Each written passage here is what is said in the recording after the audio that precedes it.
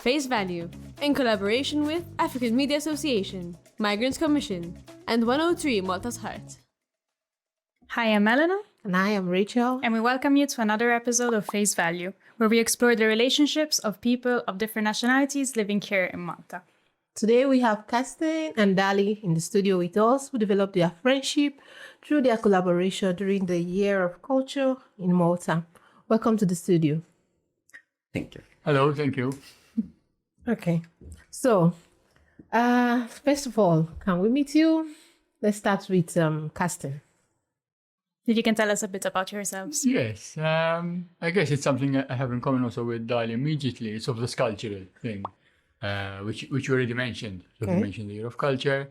That I guess over the years I've sort of worked in the field, but also studied it, researched it, mostly in a Mediterranean context.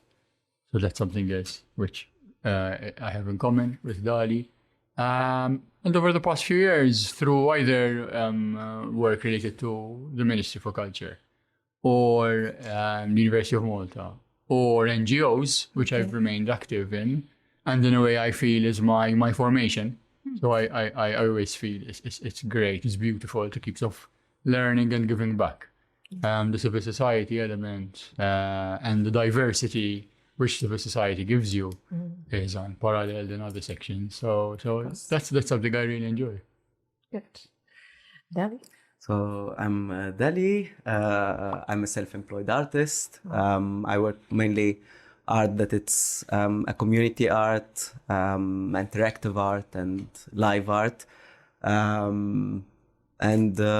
Recently I graduated performing art. And Congrats. Thank you. And acting as a light designer, but also a lot of other things within the art industry. So you are used to this lights, because I was saying before we started at the lights. Okay. Yes, too used to the lights and mics and... This is your terrain, basically. Interesting. So how did you get to know of each other's work and how did you get to collaborate together? I think when we were preparing for this program and we started the question, we weren't sure. So I think like many friendships and working collaborations, you forget the exact moment. But I think that was it. So a few years ago, there were preparations going on for the European Capital of Culture, Yes, which had taken place in 2018. 2018. With a focus on Valletta, but really involving all of Malta and Gozo. I was involved in the project in general from the sort of the administrative side, but then I think you came in through the collaboration on a particular project, which was quite exciting. You know, but It was the exhibition, the Bar Madwara. and maybe you remember better than I as well. There were elements with curators, artists, sort of the Mediterranean dimension, European dimension. I remember something in near Manuel Island. Remind me though, because it feels longer than it Sounds was. interesting. I got to miss it. Yeah, in 2018, there were the exhibition of Dar Bahar Madwara. Maren Richter was the curator. Yes, yes. And they did this exhibition in the exam center Yes. next to the War Museum. Near St. Elmo, Yes. And there were a lot of artists from different part of the of the world. Yes. There were a lot of also performances that are happening in different places. There were one in Manuel Island, the one for the Mana.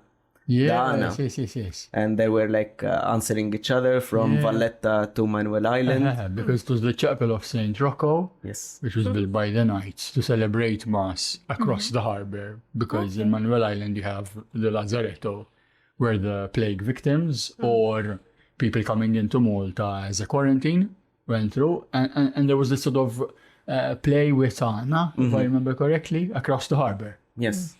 And there were many other projects, and our project that was the called Malta, the one between Valletta and Isla with the boats. And we asked people to come. The Lebanese artist Tanya Al-Khouri was asking like the people to come and listen to song and stories through a seashell that I bought from Sus. Wow. One, I'm coming here. And there were like a whole discussion within the idea of asylum, but also the idea of Malta used in the past as a refuge, but also as a prison for some activists and stuff, political activists, of course, from other countries. And there were that discussion of that, but also the privatization of the seashore and how the taxi boats now are not allowed to do Slima Valletta anymore. They are allowed only in the 3 cities Valletta. So there were that discussion also, and that's why they were involved. And people would travel on these boats to go to Isla and continue listening to the story there and watching a street performance with movements and dance that was happening. Does this type of events still happen now? Yeah, They 'cause I still don't happen remember in of different these. ways, yes. There are different events and stuff that are happening here in the island, yes.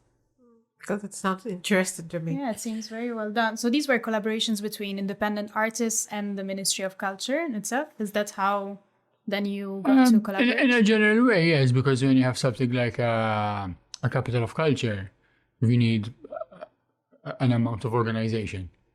And while I must say, even in general, sort of the independent artists, the collaborations, the collectives provide the soul of a program and the more interesting, innovative, exciting bits. You do need a structure for the money, for the control, for the procurement, which is either state-based. So in Malta, the localities are too small to manage this on their own. So it's sort of the state is the locality, and the locality is the nation at the same time. So it's like one big city, sort of. But yes, and the people like yourself, people like Maren, Richter, who you mentioned, the Austrian curator, either live here or use Malta a bit of a base, come and go, and this independent sector, I would say, it's not easy. You can speak about it more than I can, but it's thriving. Yeah. I think like through my experience with like the artists that I met here in Malta and in the art scene and stuff like this, 2018 was a change. Like it made a change within the art scene and the idea of opening to contemporary art and stuff like that, and more opportunities people are finding after 2018 than before. Interesting. So what would you say fueled that change and that push? Was it because it was Malta, given that it's capital of culture, they were in an international landscape, so maybe that was more of a push? Would you say maybe, Karsten, in your experience, that there were projects that were geared towards migration even previous to 2018, and there's a big difference? It's a good question, whether there were projects before and whether there have been more since. In fact, it's a topic sort of which is not only one which is practiced, but also discussed. For example, at the moment, there are many students from all over the world who come to University of Malta, for example, to study, I don't know, cultural practice, management, policy, theory, whatever. And it's interesting to see where sort of migration, diversity, integration happen and how they don't work in relationship to cultural policy or arts events. I'm quite interested in how because when we talk about culture, migration doesn't come to mind readily, and arts, especially performing arts, does. So what was that scenario that interested you or that brought your own type of your working in culture and what Dali is doing together? I think from my end, more sort of the policy administrative side. To go back to your question as well, so it was, I guess, always there because Malta, in retrospect, has always been mixed, multicultural. Obviously, maybe the harbour area is more than the villages, but this mix has been there for quite a while. Speaking of centuries, sort of, not just a few years. But then maybe something which made things more a bit organized, maybe even funded, advertised, was membership of the EU. So after 20 years, that was sort of a particular event which somehow framed things in a particular perspective. But in your case, Dali, I think it's more the practice, but also the European dimension in the Mediterranean, which somehow created a difference.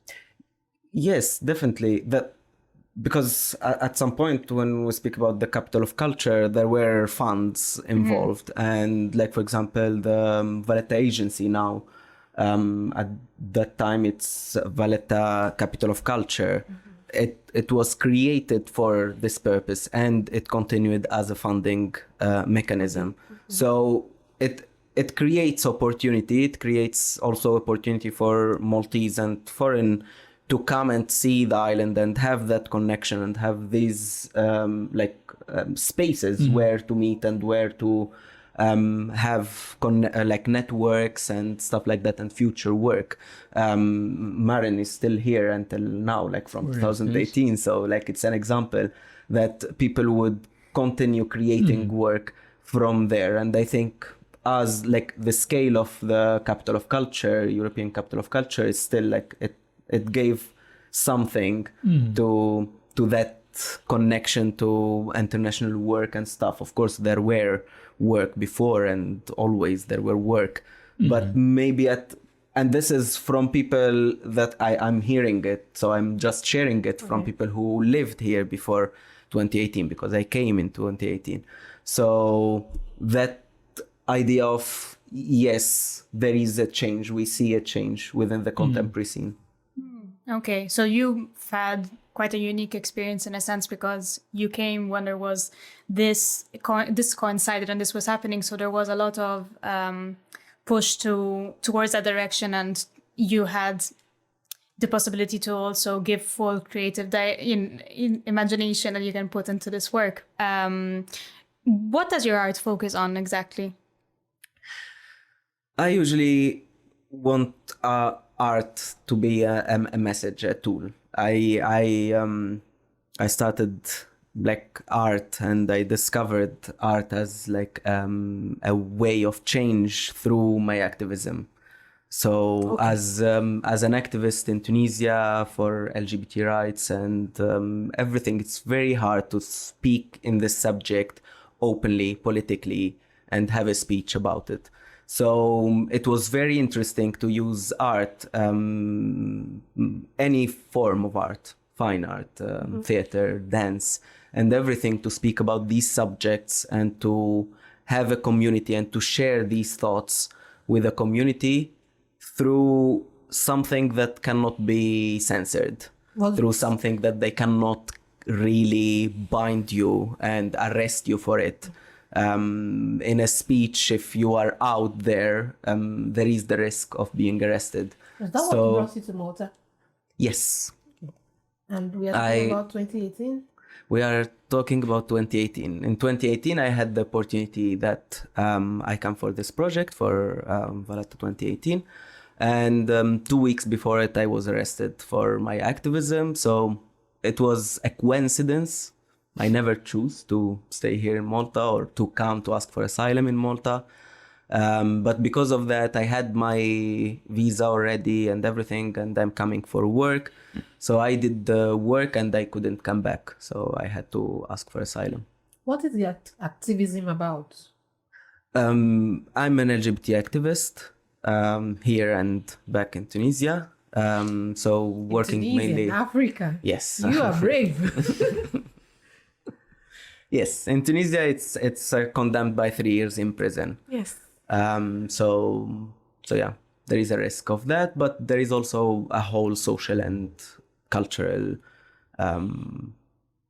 issues within the society. How does your family feel about your activism? So they know, but we don't speak about nothing. I know. They know I'm out. I'm not a person, even in Tunisia, I never like hid something from my parents, but we never discuss it.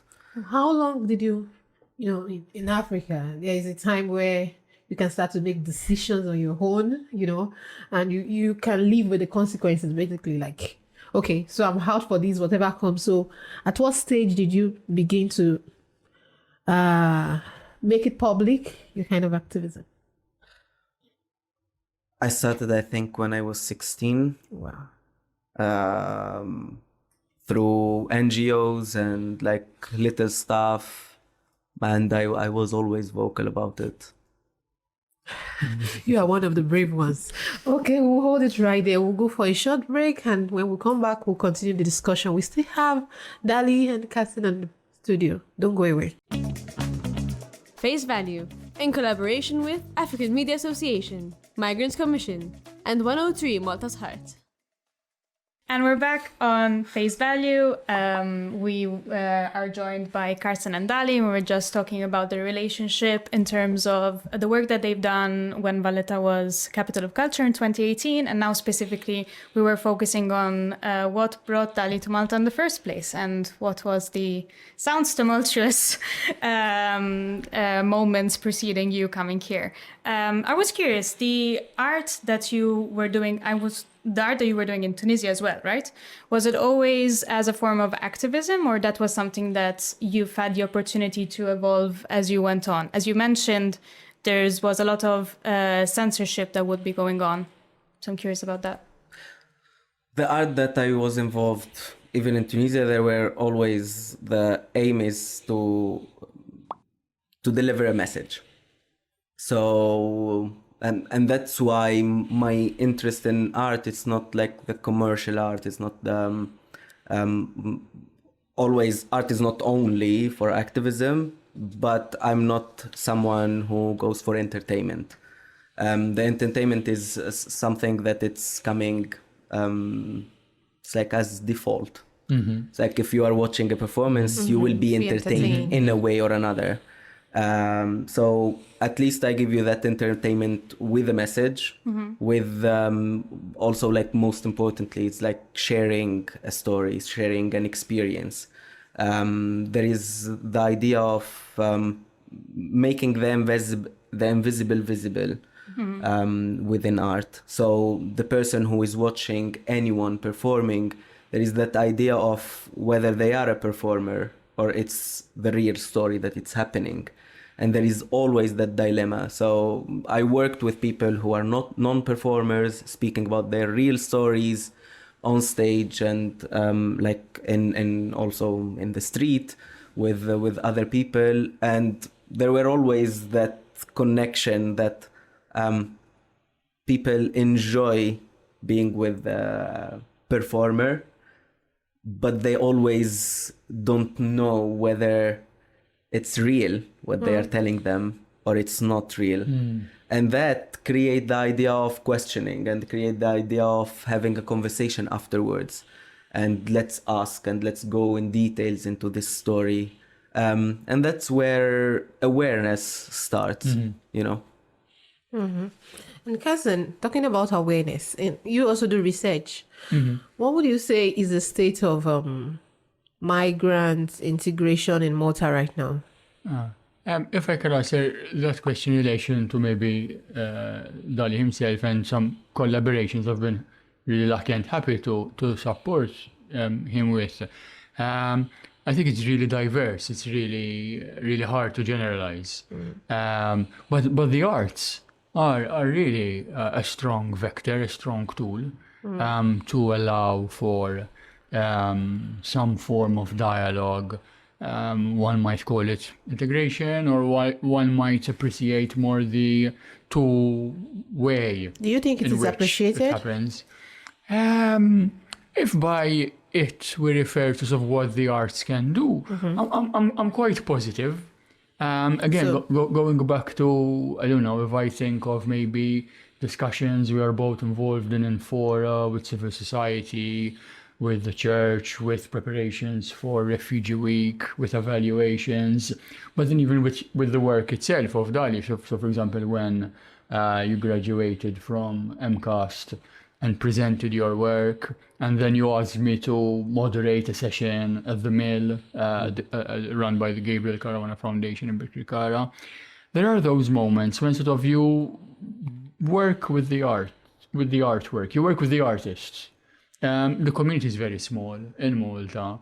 Maybe if someone isn't too comfortable, they're still new to the community, they might feel a little bit inhibited, a bit scared of getting introduced into it.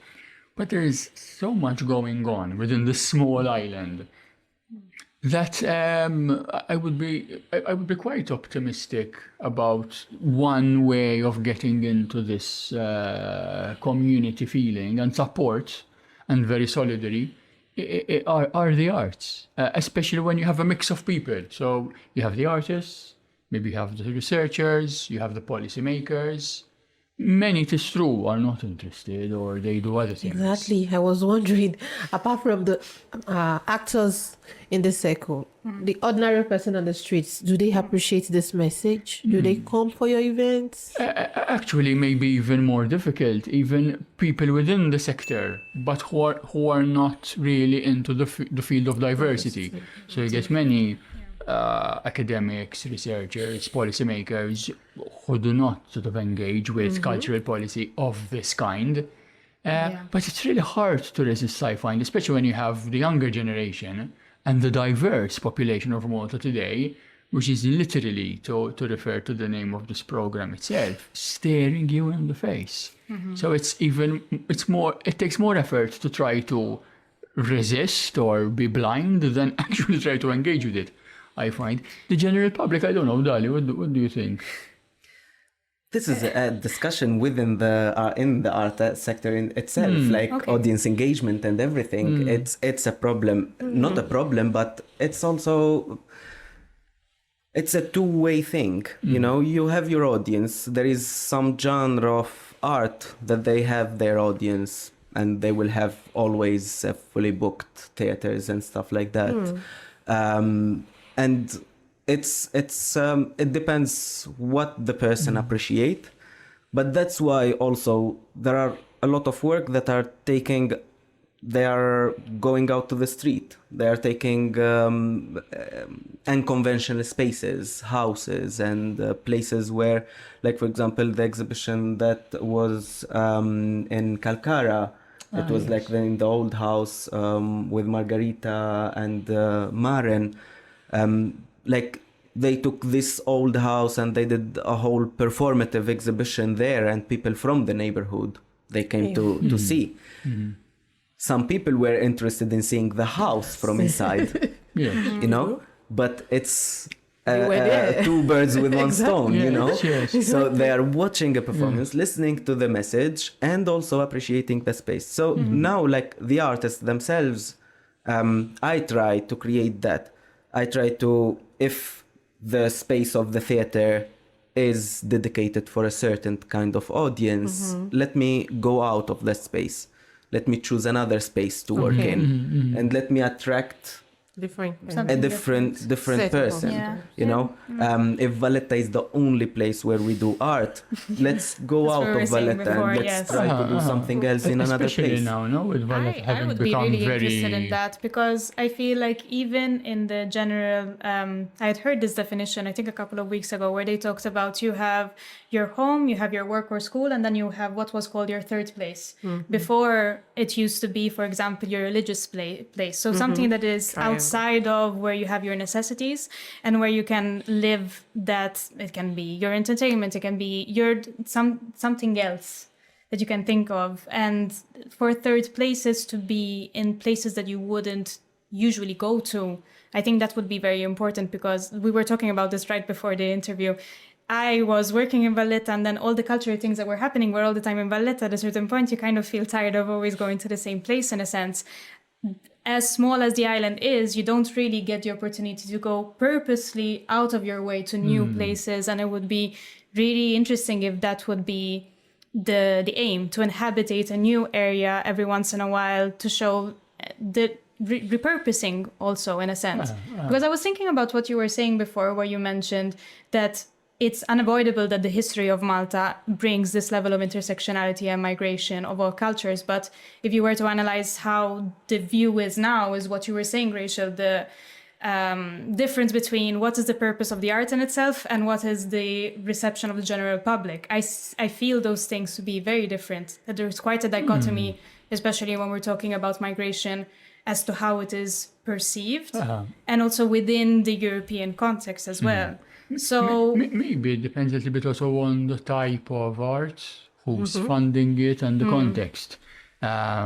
Because sort of Valletta has become very gentrified and has become very much a place for sort of tourism, daytime tourism, and also evening time entertainment. Exactly. yeah, So I think in a certain way, places like, and coincidentally I'm carrying out some research on this because it's quite exciting, places like Marsa, places like Hamroun, there are many towns and villages in the harbour area, but even beyond, in various towns and villages, including in Gozo, where you have these realities. And I'm speaking of Hamroun close by, where we're having this program, also because of my family's from there. Okay. But the variety of small companies, small shops, NGOs, ranging food, linking the football, linking the band clubs, applying for funds, for example, issued by the Migrants Commission to integrate people from different backgrounds.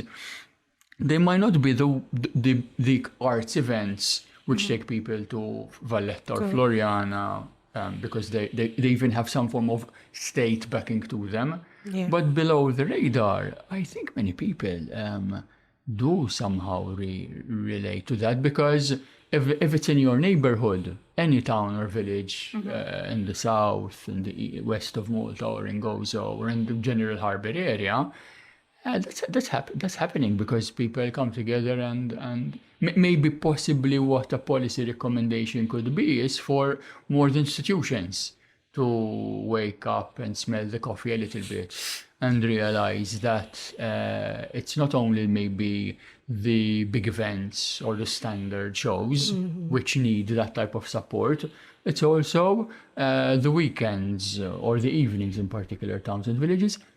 Even Valletta, where you have a diversity even in terms of religion, for example, with different communities using different churches, which somehow don't make it on the map of cultural Malta, maybe for a tourism perspective or for an arts policy perspective, but they're very much there and they keep things going. Yeah, and maybe it's more dissected into individual communities so far still, it could be. I don't know, I'm always baffled about this, to be honest. I find it interesting because it is objectively such a small space. But it seems like you could always be limited towards what is your usual work-life balance, which at the end of the day, I mean, you know, there's so many hours in a day, and maybe right. it requires visible effort to be able to get out and to meet different communities. And I think if it's not something that's so much out there in your face, maybe you would be less inclined to do that. So I think that is also a component that can be taken into account. But I was curious because given that you work also for the, you know, the Ministry of Culture and so on, I imagine like Maltese is a big component of Maltese identity and of your identity in itself. How do you feel that reconciles with then the work that you're giving into migration and the fact that there are different communities? Do you think that it is essential that people that live here, like Dali, would need to know Maltese in order to be part of this identity? That's a really good point, I think. And many colleagues of mine who maybe teach Maltese or are involved in language and linguistics, friends of mine who are colleagues of mine even in an organization locally who organizes the Malta Mediterranean Literature Festival in summer, are very aware of this. Personally, I would like to think it's less a matter of needing to, of imposing, of saying you have to, but more of a tool, again, a very utilitarian perspective, really, that if you do learn Maltese or some aspects of the language, the level of enjoyment, of enrichment, of belonging is high, is superior. And there are many sort of ways in. So if it's through the Arabic language, if it's through cultural understanding, again, my personal opinion, I think the greatest drawback is that many Maltese speakers or people who are born and bred in Maltese do not really value the Maltese language as much as maybe we should. it seemed very much related to school, to passing the exams, to getting the certificates you need, possibly working in the field of interpretation or translation, because that was a big opening in the market once we joined the EU. Yeah. But I don't know. Again, outside of the school context, of the academic context, research context, the people who love Maltese, sort of, who are many. But outside that, I don't see many people on the bus reading things in Maltese or listening to things in Maltese. Interesting. Maltese is, I think, still very much seen as bracketed within certain parts of society by local people themselves. What would you say about that, Ali? There is two sides of the thing. There is the idea of imposing, of like, you are in this country, speak this language, you know? I'm in this country, I speak 3 languages, but not this language. And that's the difference. I'm speaking about other languages, but Yeah. I speak Maltese. But the idea, and you find it in like patriots that are extremists, people who are racist, people who are that concept of the person who you will find it like anti-choice, anti-everything, and they will tell you this, and it exists in all the countries. Like, you go to France, and the first thing you will find from these people is like, speak French or else I will not speak to you back. A friend of mine also was an asylum seeker and had his refugee status in Germany, and the same thing. Asked for a paper, he speaks English, and the first answer is, I will give you this paper now, next time you speak to me in German. So there is that attitude of, you need to speak that language, but no one need to kind of compromise, even if they speak English, like a middle language. But there is also the appreciation of the place. For me, I see myself living in Malta. So this is something for me, not to anyone else. For me to understand someone when they swear at me in the street.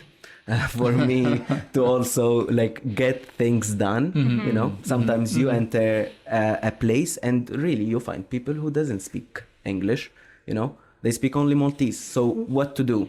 For me, to make my life easier, I need to learn that. So it's and it changed. As Karsten said, like when you enter and you say bonjour, thing like faces changed, you know, and it always creates that different like attitude, that different way of dealing with the things. You will have less time spending there and stuff like that.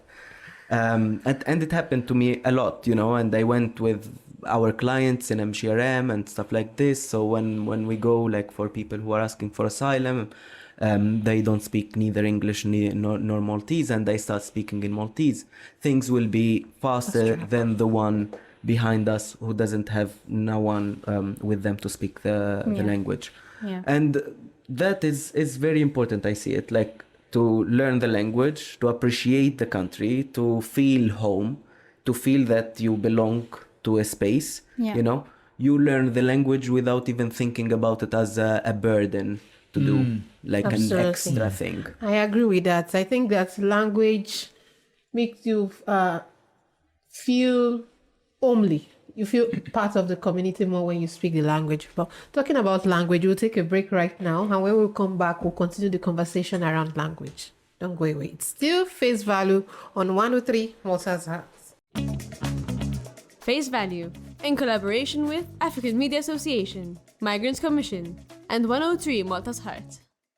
And we're back on Face Value. Today we're joined by Karsten and Dali, and we were just continuing the conversation around the relationship around migration. And now we were talking more specifically about the importance or not of Maltese language when relating to Maltese identity and integration. We had left it off on a very interesting point, and Rachel, you had some thoughts on that, so I wanted to ask you. I was actually saying that I could absolutely relate to the fact that as a foreigner, when you speak the language, you know, it changes the room, it changes the atmosphere, and even the reception of the locals towards you. And if I may use the word, it makes things happen, you know, it makes things happen on fast track for you. So I don't know how we can actually change that narrative so migrants and foreigners can see language as a form of belonging to the community and not just a necessity to survive, you know. I think there is like the strategies itself within what we call integration and stuff like this in the system itself. It's created to leave always language as a burden, to leave the language as the last thing that you would choose to do. But also the sense of that belonging is the last thing that you would think of. And this really, like, I speak from an experience of seeing also other people living in, like my friends from Tunisia that lives in France or Spain or Germany or like in different European countries. Malta in this point is a little bit worse. As a refugee, most of people, they get, for example, a residency of 10 years. Because they know a refugee will never go nowhere. Here it's every 3 years you renew. For a subsidiary, every 2 years they renew. So people, they need to have that renewal all the time, not feeling that even if a refugee status, they will never like take it off. But the idea of you need to renew all your papers. Yeah.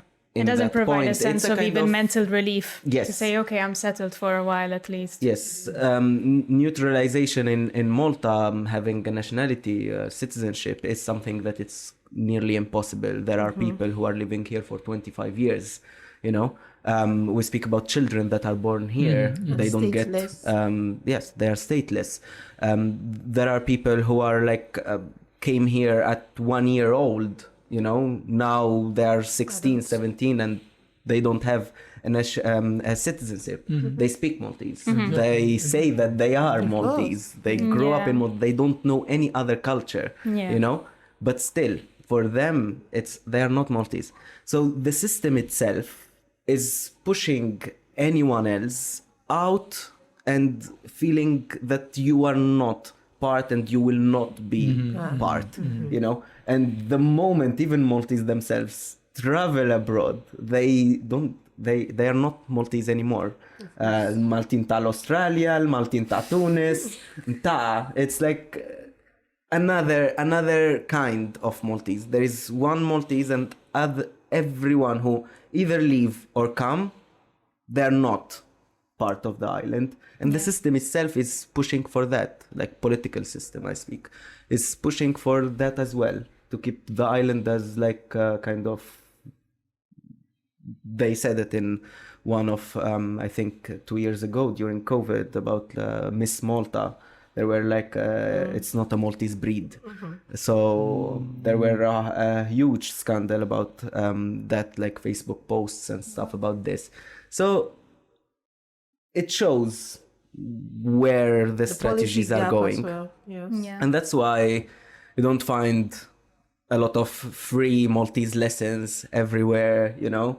Even like the only kind of program that with the HRID, the I Belong program, it's the only one there, and they don't have a lot of resources. Exactly. So there isn't really where to study Maltese. Before and to that, learn Maltese. you mentioned the word feeling at home. So somehow you feel at home, you made Malta your home, and you learn the language and you know people. But I think Malta, also because of its history, still feels very much like a fort, like a fortification. Literally, we see it all around us, especially if you're in the harbour area or areas where you are surrounded by fortifications. And in a way, it does relate, I find, very much also to our existence as a post-colonial nation. I think many people feel this is their home, but somehow switch immediately into the feel of feeling in a fort, being under attack, being besieged, needing to defend something against someone else. And the narrative is very strong in metaphors. I think that kind of mentality becomes even stronger the smaller the place is. And I think there's so many things that can be unpacked in this conversation, especially when it relates to language, because then if Maltese were the only language in Malta, this would not be a conversation. Eventually, you would learn it. You would have to learn it. And I think the fact that there is this ambivalence and this option of having English and having Maltese, and to be honest, many times the biggest appeal of Malta being a destination in itself is the fact that you can speak Maltese there, is sort of the attraction point. So you will rely heavily on the other option, which you have, which is more international and so on. That makes it so I think it creates even maybe a bigger, I would say, polarity between these two structures. Maybe there will be people who will be speaking only Maltese. Maybe there are also Maltese people that now feel more comfortable and will speak only English. And it creates a very different kind of mentality when you're trying to get into what is a collective identity. If you add on to that the fact that then it is literally, like the last stronghold of Europe, you're at a border, it's a border state. I think there's so many things that come with that. We had one of our past guests, she was French, but the grandparents were Maltese, but Maltese that lived in Tunisia. Like before that was a thing that you would emigrate to Arab countries. And so it's interesting that it is such a strong part migration of the culture in itself. But now it feels like sometimes I don't know if that mentality is maybe more the European, or a fortress Europe mentality, as you said, which then implements this even more, because then it depends if this reception is done to everyone in the same way. Because then we talked a lot about what is the meaning of language, of calling someone a migrant versus calling someone expat. Expat is only referred to Europeans. Like it would have to be, is this reception that, does everyone feel that way, or is it only people that come from certain countries? That always creates a interesting perspective. Yeah, but speaking about the fact that maybe it could be something psychological, that Malta is seen as a fort, so there is this trying to hold it back, so it's, this kind of less secure it, so that it's, but earlier on, we were talking about even the Maltese themselves not appreciating the language. If we are thinking that it's a fault, we are trying to protect it, what then is happening to the language, even by the locals? That's where I think sort of the feeling of the collective identity, which you mentioned, somehow hasn't and maybe won't really sort of generate itself into some feeling where we feel really, really comfortable with who we are. Somehow, following the colonial period under British rule, a few decades of independence, having joined the EU as a bigger structure, I think sort of people, general Maltese families, sort of have gone through a lot. They have sort of saved, they've worked. Relatively speaking, today, many are sort of affluent and comfortable, and in a very human way, don't want to lose what they've got. But I think in a very human way as well, they don't even want to share what they've got. But it's very myopic. And it applies to the European context. You have this flow of people. You have Europe that could be thriving on diversity, and trying to engage in difficult processes, even its own colonial past of having colonized everywhere around the world, practically. But now we seem to sort of want to forget that, keep these breeds of people as pure as possible, whatever that means, at the cost even of seeing an aging population, economies which are suffering, and at the same time, very schizophrenically, if I can use that word, rather than acting on a global sphere and working with many countries in Africa or in the Middle East, actually paying third countries to keep people out. And if they do by chance manage to survive and make it to Europe, not even being welcoming to try to integrate those people. So it's very tough to go around that, I find. I found it a very systematic problem, because the whole idea is just putting people as the danger. As you said, okay, Malta is created as a fortress, so protecting itself and everything. But for me, I totally stand, for example, when we speak about numbers of migrants, including myself, coming to Malta, and we speak about a lot, and the economy, like it will kind of impact negatively the economy if we are spending 2 million on Captain Morgan in the sea. When we are speaking about all of that, yes, but let's work together and let's go on the street and advocate for Europe to do a proper placement of people, reallocation. Most people, they come to Malta not as they want to come to Malta. They want to go to Europe, you know? So if they are arriving here, treating them with dignity, and yes, let's reallocate. Let's do like a whole lobby with the European Union to take responsibility and to have all equally displaced in all countries. Yeah. And so let's work together on this. But what the politician is drawing for us, a picture of the beast coming to eat us. So let's push these people, kill them at sea, throw them away, and not give them any dignity or rights within the territories. And then we will have a solution. And that's what the UK is now going for. So Yes. Sure. Away from that, what are you up to these days?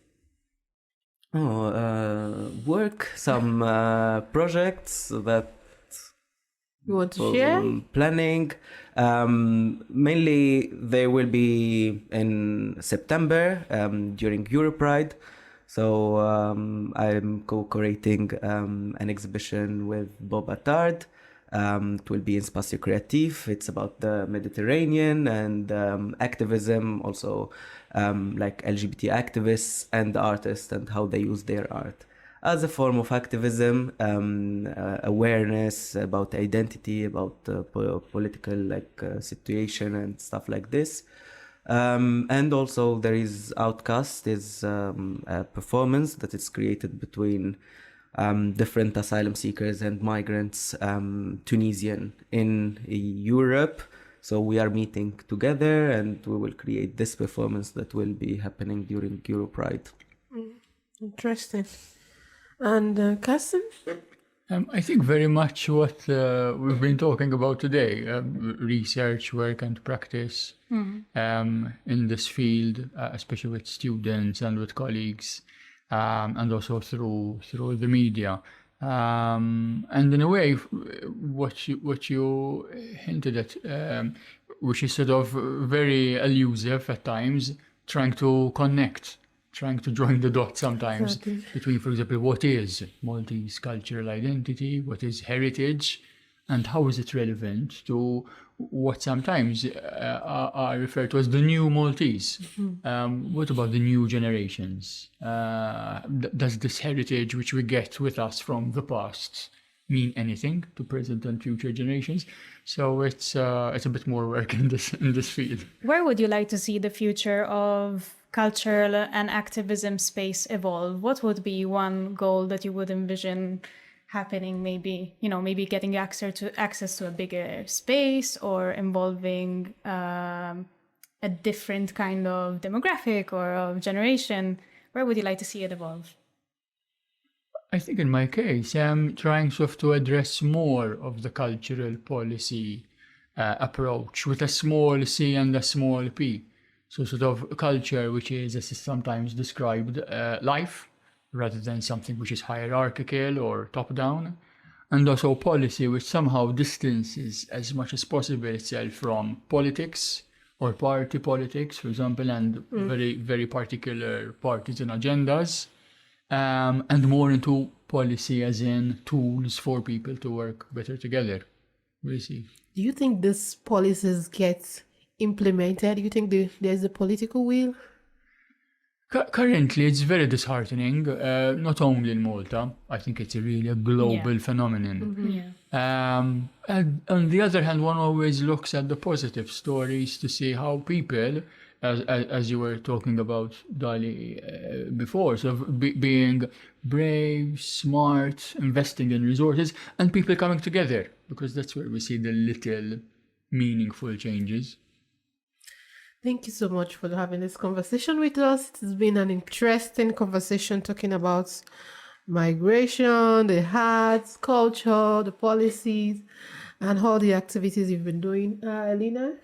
Thank you so much for following and to have this conversation together. I find it very important that we manage to have spaces where it's personal experiences about your relation to migration, which is a heavily used word, especially for someone who's studying it. I feel like it's used a lot, very interchangeably. So it's nice to find personal experiences and definitions to what is the overarching meaning of a migration. And it makes me very hopeful to see that these events could happen in the future. I'm very sad to have missed Valletta 2018 because it sounds amazing. That seems really cool.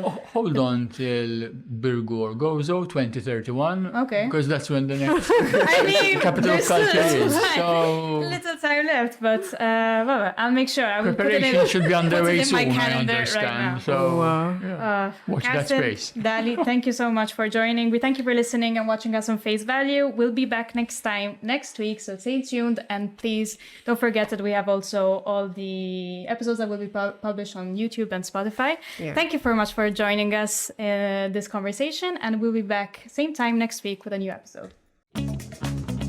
Face Value, in collaboration with African Media Association, Migrants Commission, and 103 Malta's Heart.